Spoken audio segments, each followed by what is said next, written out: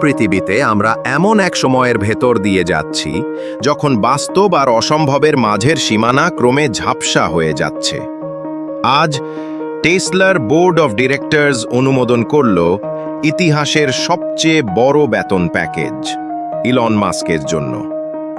$1 trillion. $1 trillion. এটা কোনো সাধারণ সংখ্যা নয়। এটা এমন এক উচ্চতা যা এক দেশ নয়, পুরো অঞ্চলের অর্থনীতিকে ছাড়িয়ে যায়।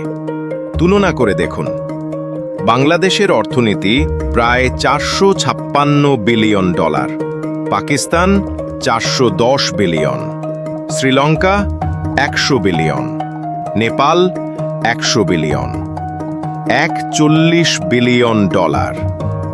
এক দশকে শুধুমাত্র বেতন হিসেবেই ইলন মাস্ক পেতে পারেন এই 4 দেশের মোট জিডিপির চেয়েও বেশি অর্থ।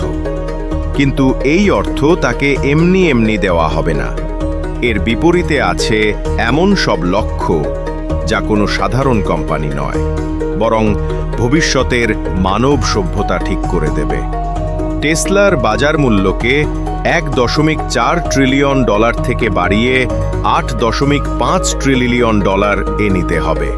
প্রতি বছর তৈরি করতে হবে 2 কোটি ইলেকট্রিক গাড়ি, রাস্তায় চালু করতে হবে 10 লাখ রোবোট্যাক্সি, আর মানুষের পাশে কাজ করতে পারবে এমন 10 লাখ হিউম্যানয়েড রোবট বাজারে ছাড়তে হবে।